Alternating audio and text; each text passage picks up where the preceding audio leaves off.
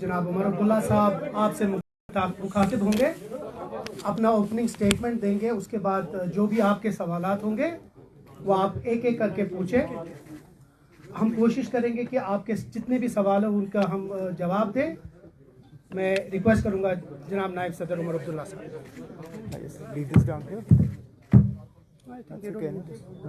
ठीक है, चलिए। आप सबका यहाँ आने का बहुत बहुत शुक्रिया। बड़े अरसे के बाद आप सबों से इस तरह मुलाकात का मौका मिला है।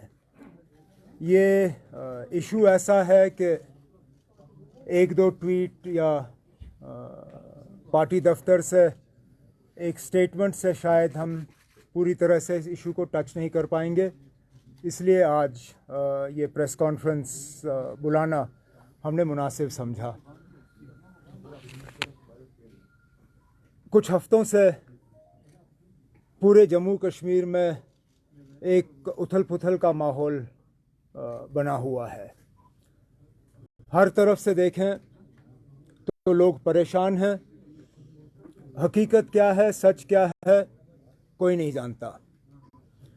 अखबारों के ज़रिए एक लिस्ट छपता है, जिस लिस्ट में ये कहा जाता है कि फलाने लोग जो हैं वो गैर कानूनी तौर सरकारी ज़मीन पे कब्ज़ा जमाए हुए बैठे हैं। उस लिस्ट में बहुत से ऐसे नाम हैं जिसमें मेरा भी घर शामिल है। पार्टी का दफ्तर का भी नाम कुछ अखबारों में आया। यहाँ तक कि अगर उस लिस्ट को गहराई से देखा जाए तो Raj Bhavan, IB, RNAW, UNO, army public school, इस तरह के भी नाम उस लिस्ट में दर्ज। उसके बाद वो लिस्ट गायब हो जाता है और फिर कोई दूसरा लिस्ट आ जाता है।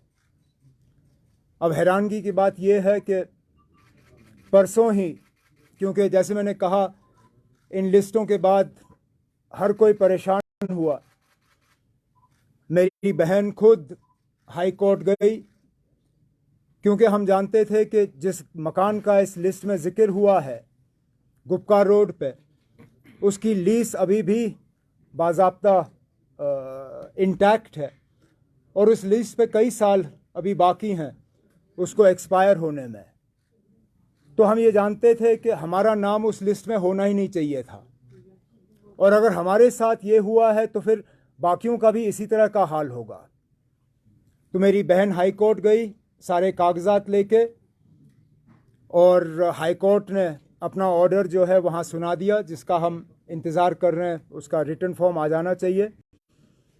लेकिन उस दौरान हैरानगी की बात यह है कि गवर्नमेंट के जो वकील हैं उन्होंने हाई कोर्ट में कहा कि ये लिस्ट जो है ये फर्जी लिस्ट है, और ऐसा कोई लिस्ट जो है गवर्नमेंट ने जारी नहीं किया। हालांकि वो लिस्ट जो है मीडिया में खूब खाप चली और सोशल मीडिया पे, व्हाट्सएप वगैरह पे, और जब उनसे पूछा गया कि ये लिस्ट नहीं तो कौन सा लिस्ट, तो वो खामोश रहे। तो इसमें फिर हम मजबूर होते हैं पूछने पे कि पिछले कई दिनों से जो ये बुलडोज़र चलाने का सिलसिला चला है, ये किस बुनियाद पे हो रहा है। अगर जो लिस्ट फिलहाल पब्लिक डोमेन में हैं वो फर्जी लिस्ट हैं, और गवर्नमेंट ने खुद हाई कोर्ट में ये कहा कि इन लिस्टों पे इंक्वायरी हो रही है, तो जहां जगह जगह बुलडोज़र भेजे जा रहे हैं वो किस बुनियाद पे। अगर कोई लिस्ट है जो कि गवर्नमेंट लिस्ट जेन्युइन मानती है, जब गवर्नमेंट कहती है कि ये लिस्ट सही है, तो वो लिस्ट पब्लिक डोमेन में क्यों नहीं? क्योंकि जहां ये लोग बुलडोज़र लेके जा रहे हैं वहां कोई कागजी कार्रवाई नहीं हो रही है। मैं अपने रिश्तेदारों का मिसाल आपको दे सकता हूं। जब ये नीडोज गए वहां अपना बुलडोज़र लेके, जिसमें आप सबों को पहले बताया गया, वहां जो रहने वाले लोग थे उनको पता नहीं था, लेकिन आप सबों को पता था। वहां जबरदस्ती, जोर जबरदस्ती जो है गेट तो खोला गया और वहां बुलडोज़र अंदर लिया गया। अफसर को जब कहा कि ना हमारे पास कागज़ हैं, आप हमारे कागज़ देखिए, अफसर ने कागज देखने से इनकार किया, कहा मुझ पे प्रेशर है, मुझे कुछ करना है, और फिर उन्होंने अपना बुलडोजर इस्तेमाल किया। और ये एक जगह नहीं, ये कई जगहों से ये खबरें आ रही हैं। हमारे भी फ़ोन काफ़ी बजे जिसमें लोगों ने हमें कहा जनाब ये मेरी मलकियती ज़मीन है, मेरे पास इस ज़मीन के कागज़ हैं, लेकिन हुकूमत वाले आए और उन्होंने हमारी ज़मीन जो है उसमें उन्होंने वहाँ पे बुलडोज़र चलाया। कहीं पे भी नोटिस नहीं। चाहे मैं नीडोज़ की बात करूं या पिछले दिनों जो सागर साहब के साथ हुआ, सागर साहब और उनके घर वालों से जब मैंने बात की और उनसे पूछा क्या आपको कोई नोटिस मिला, उन्होंने कहा कोई नोटिस नहीं, हम श्रीनगर में थे ही नहीं, पीछे से बुलडोज़र लेके आए और उन्होंने अपना काम कर लिया। कोई लिस्ट नहीं, कोई कागजी कार्रवाई नहीं, कोई नोटिस नहीं, तो फिर कहाँ? क्या कानून नाम की कोई चीज़ नहीं? कोई प्रोसीजर नाम का कोई चीज़ नहीं? क्या ये हुकूमत का फ़र्ज़ नहीं बनता कि वो पहले नोटिस इशू करें और रिटर्न में नोटिस इशू करें? जहाँ तक मैं जानता हूँ नोटिस जो है सिर्फ ज़बानी नहीं होता, नोटिस का जो है रिसीप्ट आपको हासिल करना होगा। अब अगर हुकूमत कहती है कि सागर साहब को उन्होंने 3 महीने पहले नोटिस दी, तो मेहरबानी करके उस नोटिस का रिसीट दे दीजिए, हमें दिखाइए कि आपने नोटिस दिया। और यहाँ तक भी जहाँ तक मैं प्रोसीजर जानता हूँ, अगर नोटिस रिसीव करने से कोई इनकार करे या नोटिस का रिसीप्ट ना मिले, तो आपको वो नोटिस उस घर के या उस ज़मीन के गेट पे चिपकाना पड़ता है। चिपकाने के बाद it is deemed to have been served. क्या इन घरों पे कहीं पे भी आपने गेट पे नोटिस चिपकाया? क्या ये तमाशा करने से पहले आपने खुद अपने कानून को देखा? या यहां पे एक लॉलेस सोसाइटी हम कायम कर रहे हैं, जहां जिसकी लाठी उसकी भैंस, जहां आप चाहें अपना बुलडोजर लें, मीडिया को आप साथ चलाइए और उसके बाद कोई सवाल ना करे। सबको डराया धमकाया हुआ है कि आप सवाल करोगे तो बुलडोजर आपके यहां पहुंचेगा। अब मैं जानता हूं इस प्रेस कॉन्फ्रेंस का नतीजा ये होगा कि पता नहीं कहां पे और ये बुलडोजर चलाने का काम करेंगे, लेकिन जो हकीकत है वो लोगों के सामने रखना होगा। पता नहीं अगर ये शिकायतें आप तक पहुंच रही हैं या नहीं, लेकिन हमें तो कई जगहों से अब शिकायतें ये आ रही हैं कि ये अब एक करप्शन का एक जरिया बन गया है। कहीं ग्रास रूट लेवल पे अफसर जो हैं अब इस चीज़ को, अब क्योंकि लिस्ट कहीं पब्लिक डोमेन में है नहीं, तो अब टेलीफोन के जरिए लोगों को कहा जा रहा है आपका नाम लिस्ट में है, आप ऐसा करो कनाल एक कनाल के लिए 1,00,000-1.5 लाख रुपए दे दो, हम आपका नाम जो है लिस्ट से निकालेंगे, आपको कोई छेड़ेगा नहीं। और ये एक जगह से नहीं, श्रीनगर और श्रीनगर के बाहर कई जगहों से अब ये खबरें आ रही हैं।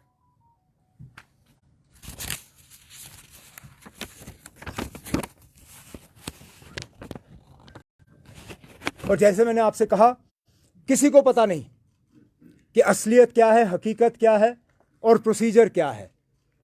इसलिए हम अपने तरफ से आज गवर्नमेंट से ये कहना चाहते हैं कि ये जो सबको डराने का, धमकाने का और परेशान करने का एक मुहिम चलाया जा रहा है, इसको मेहरबानी करके रोक दीजिए। हम में से कोई इस हक में नहीं है कि किसी का भी गैर कानूनी तौर सरकारी ज़मीन पर कब्जा होना चाहिए।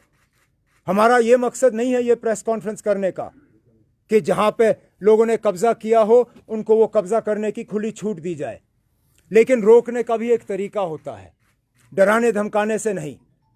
बुलडोज़र जो है आपका पहला कदम नहीं होना चाहिए, बुलडोज़र आपका आखिरी कदम होना चाहिए। इसलिए हम हुकूमत से आज कहना चाहते हैं कि फ़िलहाल ये बुलडोज़र भेजने का आप सिलसिला रोक दीजिए। आप एक काम करिए, आपने अभी तक तो पिछले ही सैटरडे को आपने हाई कोर्ट में कहा कि अभी तक फ़िलहाल जो लिस्टें पब्लिक डोमेन में आई हैं वो फॉर्ज्ड हैं, वो फॉर्जरी हैं, वो गलत हैं। तो हम आपसे कहना चाहते हैं ये जो आप अभी तक डेमोलिशन कर रहे हो वो किस लिस्ट के बुनियाद पे कर रहे हो?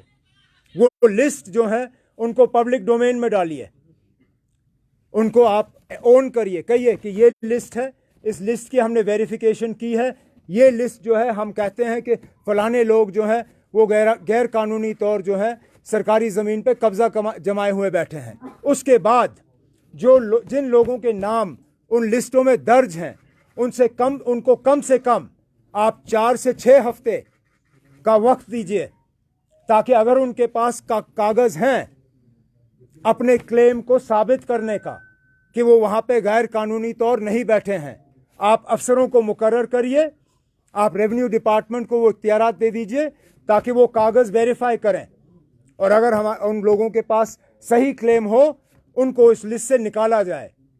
जिन लोगों के पास अपनी वो कब्जे की जमीन के कागज नहीं हैं या वो क्लेम नहीं कर सकते हैं, उसके बाद ये सारा प्रोसेस करने के बाद आप नए सिरे से उनको नोटिस निकालिए और उनसे कहिए कि ये तमाम तहकीकात करने के बाद आप इस फलाने ज़मीन के प्लॉट पे जो है गैर कानूनी तौर बैठे हैं। फिर उनको मौका दे दीजिए कि वो खुद अपनी मर्जी से वो ज़मीन का हिस्सा छोड़ें या उसको रेगुलराइज करें किसी स्कीम के तहत। अगर ये नहीं होता फिर आखिरी में आप बुलडोज़र भेजिए, कोई आपको नहीं रोकेगा। लेकिन जैसे मैंने आपसे कहा, ये जो तमाशा किया जा रहा है, लोगों को परेशान किया जा रहा है, लोगों की परेशानी को देखते हुए आज कई लोग खुश हैं। बड़े बड़े डाकू जिन्होंने यहाँ चोरियां की हैं, आज वो सोशल मीडिया पे ऐश कर रहे हैं बाकी लोगों की परेशानी देखते हुए। यहाँ हीरो बने हुए लोग लोगों की मुसीबत और मुश्किलात को देखते हुए, ये सही बात नहीं है। आज कोई जम्मू कश्मीर में ऐसा नहीं है जो इस सिलसिले को देख के परेशान नहीं है। और गवर्नमेंट का काम लोगों को परेशान करना नहीं है, गवर्नमेंट का काम है लोगों को राहत पहुंचाना, लोगों के जख्मों पे मरहम करना। मैं फिर ये दोहराना चाहता हूं कि हम गैर कानूनी तौर ज़मीन, सरकारी ज़मीन के कब्जे के हक में नहीं हैं, लेकिन बुलडोज़र इस चीज़ का इलाज नहीं है। हमने जो प्रोसीजर यहाँ पे सजेस्ट किया है, मैं उम्मीद करता हूँ कि गवर्नमेंट हमारी बात पे गौर करे और इसको फिर इम्प्लीमेंट करे। इसमें हम ज़रूर गवर्नमेंट की मदद करेंगे, क्यों नहीं। हम हर किसी से गुजारिश करेंगे कि जहाँ पे आपके कागजात हैं आप गवर्नमेंट को सबमिट करिए और अपना नाम इस लिस्ट से निकालिए। जिस तरह मेरी बहन ने पिछले दिनों हाई कोर्ट का इस्तेमाल किया, हर कोई कोर्ट पहुँच नहीं सकता, लेकिन अगर गवर्नमेंट ये तरीका जो है ये अडॉप्ट करे तो मुझे लगता है काफ़ी लोगों को इससे जो है राहत मिल सकती है। और एक स्कीम जैसी बाकी जगहों पे हमने दिल्ली में भी देखा, जहाँ पे पूरी कॉलोनियाँ जो हैं वो रेगुलराइज की गई हैं, यहाँ पे भी एक ऐसा स्कीम होना चाहिए जिसके तहत लोगों को एक मौका दिया जाना चाहिए। गवर्नमेंट की कमाई भी होगी और लोगों की परेशानी भी कम हो जाएगी। तो मैं यही कहने के लिए मैंने ये प्रेस कॉन्फ्रेंस बुलाया है। अब मैं तनवीर से गुजारिश करूँगा कि वो एक एक करके आपको आइडेंटिफाई करके आपके सवाल ले लें। हाँ फर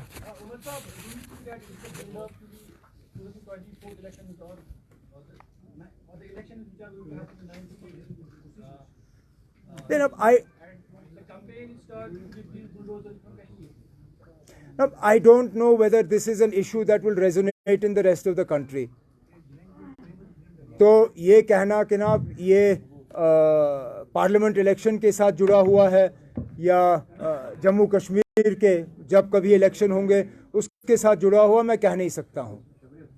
इतना तो मैं ज़रूर कहूँगा कि अगर इनका मकसद ये था कि लोगों को राहत पहुँचाएं, लोगों को एक मतलब मुसीबत से निकालें, तो ये तरीका नहीं है। लोग आज और ज़्यादा तकलीफ़ में हैं और ज़्यादा मुश्किलात में हैं और हम चाहते हैं कि ये सिलसिला जो है ये रुके। अमृत आने वाले अमृत जिस तरह के आरोप लगे हैं कि भाजपा अपने लोगों को हाथ नहीं लगा रही, क्या आपको लग रहा है कि जम्मू में भी जो है एक स्पेसिफिक कम्युनिटी को जो है टारगेट किया जा रहा है?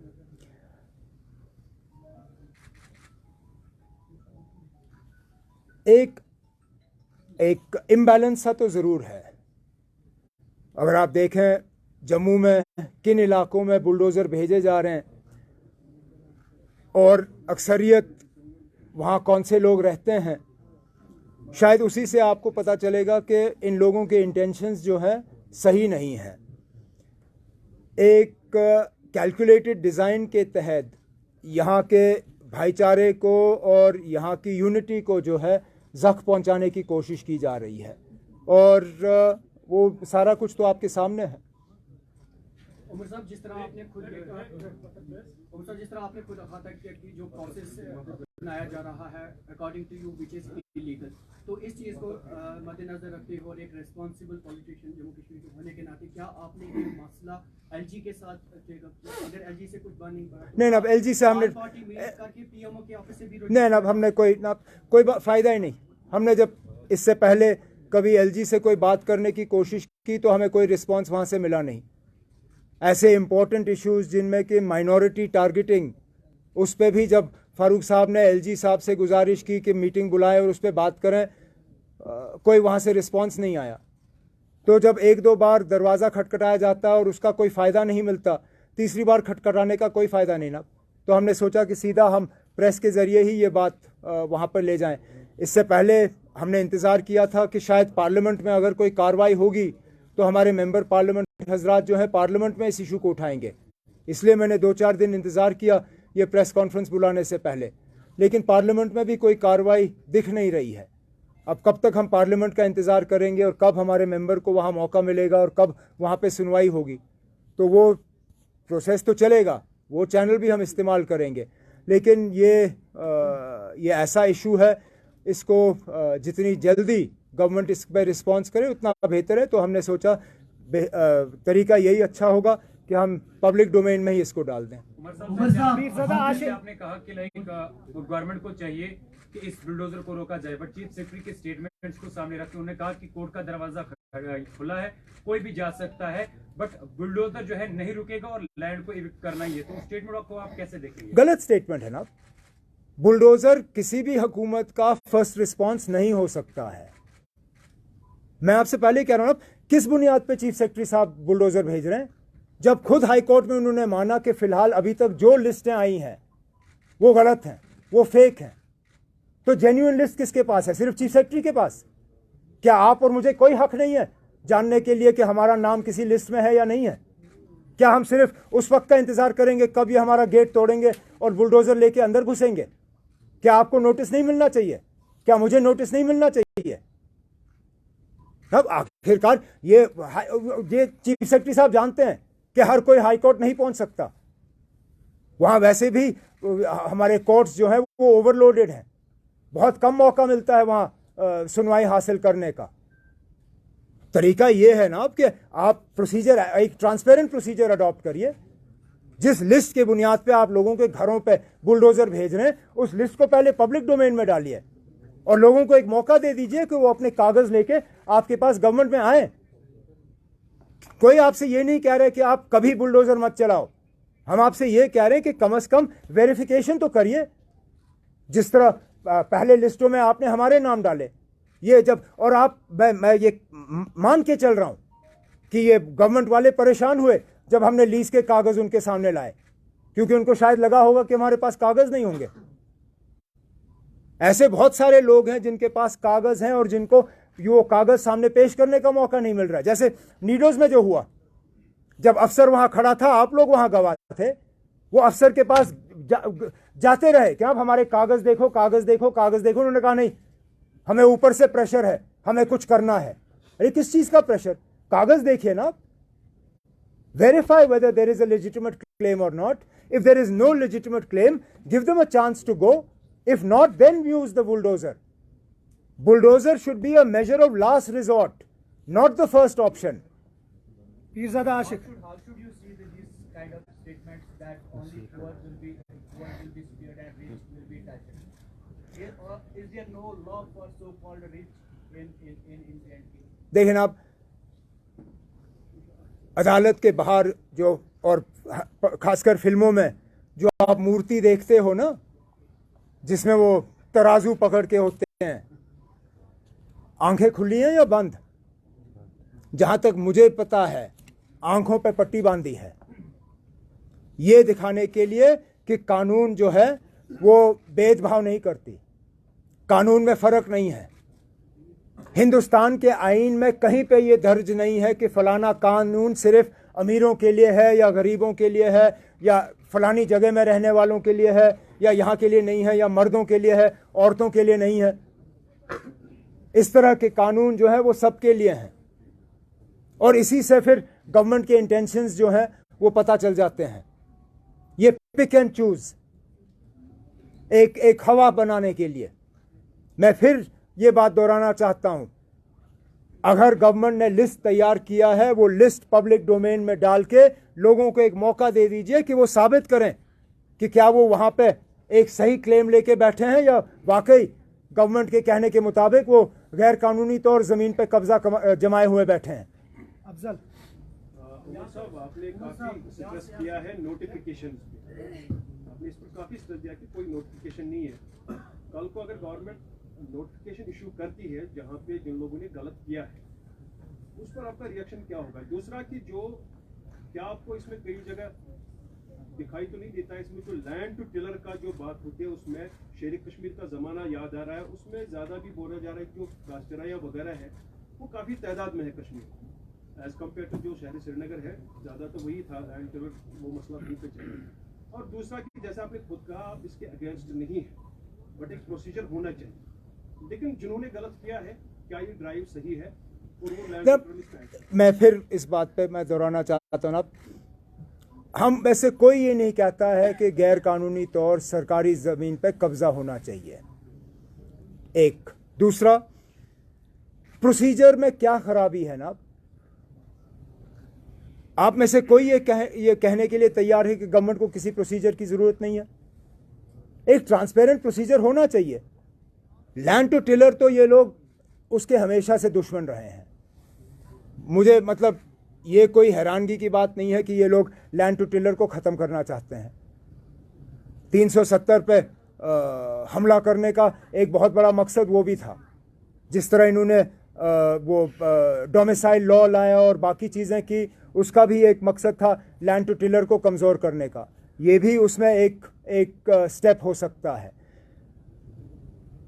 नोटिस निकालना एक चीज़ है, लेकिन नोटिस में भी जैसे मैंने कहा, उसमें भी आपको वक्त देना होगा ना किसी को कि वो साबित करे। मिसाल के तौर पे कल को आपको नोटिस निकले, ये तो नहीं कह सकते ना कि ये आपका नोटिस है, मैं कल बुलडोज़र लेके आ रहा हूँ।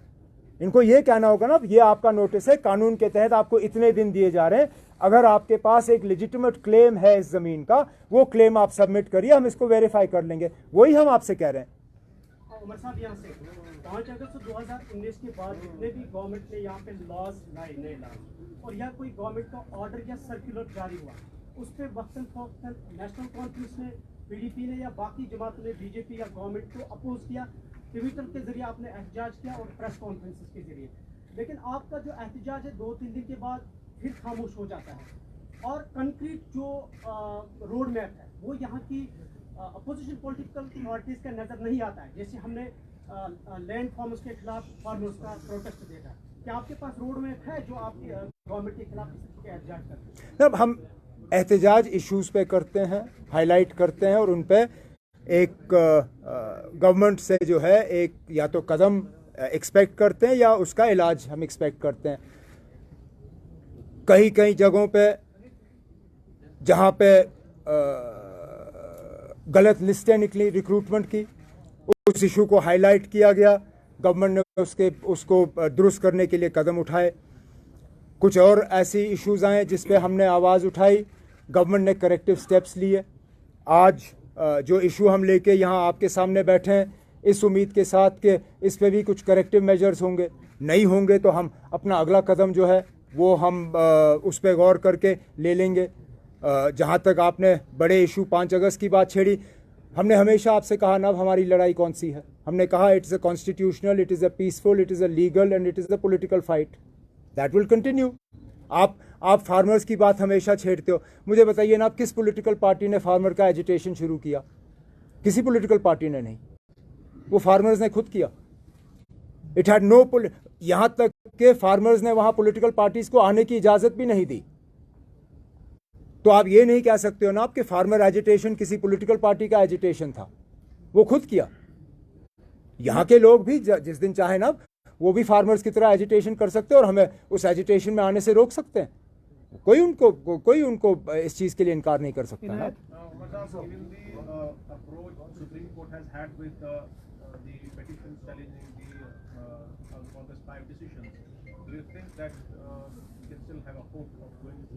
Look, so long as the issue is alive in the Supreme Court, I will always be hopeful. In fact, if anything, the delay makes me even more hopeful. I'll tell you why. Because I truly believe that if the government was confident in its defense, it would have pressed the Supreme Court for an early hearing, as they do in numerous other matters. The fact that the government has shown such amazing reluctance to get into this discussion in the Supreme Court shows that they, at least privately, understand that they don't have a leg to stand on. So one day, if not today, then tomorrow, the Supreme Court will have to hear this case. And we have an assurance from the current Chief Justice, who still has some time left in his tenure, that he will make sure that the hearings begin in this matter. I believe that the delay is indicative of the fact that we have a strong case in the Supreme Court, and I'm even more hopeful now than perhaps I was in the beginning. Will you take this elections to the Supreme Court? That's my question. The evictions issue, because I think somebody from Jammu had gone to the Supreme Court, but I'm not sure what issue they took to the Supreme Court. I think they wanted a blanket ban on the stopping of demolitions. I think our next step will depend on how the government responds to what I think are very reasonable suggestions to the government. If there is a positive response, so be it. If there isn't, then yes, we will definitely consult some senior lawyers to see what options we have. Politicians are claiming that the judiciary is dancing on the tunes of ruling government. You would take such. Then अब ये मैं नहीं मानता हूँ. सुने अब अगर judiciary को गवर्नमेंट के इशारों पे नाचना होता तो शायद मेरी बहन के घर के बाहर आज बुलडोजर होता. नहीं है. ये कहना कि ना अदालत या कोर्ट जो है वो सिर्फ गवर्नमेंट के इशारों पे चलती हैं, ये शायद अदालतों के साथ एक बहुत बड़ी नाइंसाफी होगी. लास्ट 2 क्वेश्चंस आप और फिर Pirzada. from the government as a tactical response, and do you see really any conspiracy behind this all eviction that has been intensified now from last week? Look, it is a move to divide people. We have seen this with this government. They are desperately trying to divide people, whether on regional basis, on religious basis, on caste basis, on community basis, now on economic basis.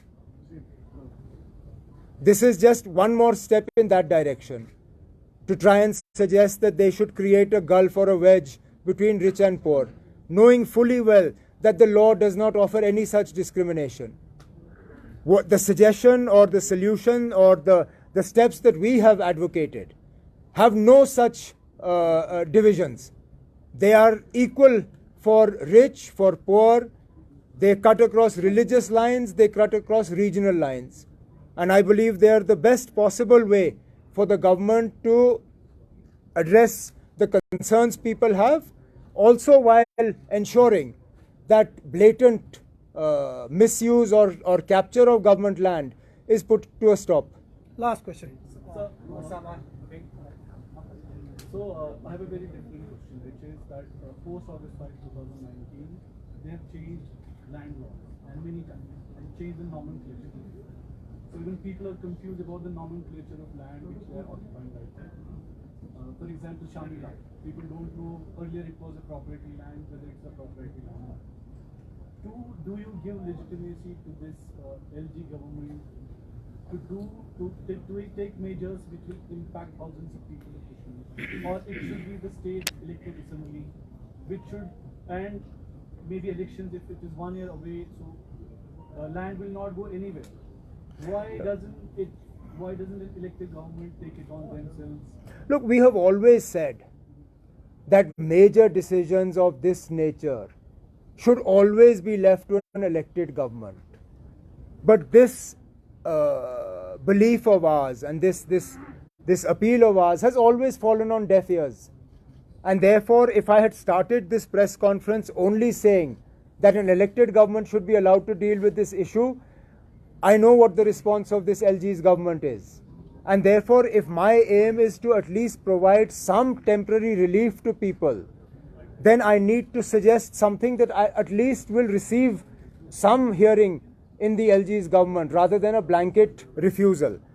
As to the other things that you have talked about, including changes of nomenclature, land laws, and things like that, I have always been a firm believer that the solution to all that lies in the post-election scenario, when Jammu and Kashmir, as per the commitment of the Prime Minister and the Home Minister, is restored full, unadulterated statehood, wherein we can review all these decisions taken by the Lieutenant Governor's government post-2019 and reverse all of those that are detrimental to the interests of the people of Jammu and Kashmir and that lie within the powers of the J&K Assembly.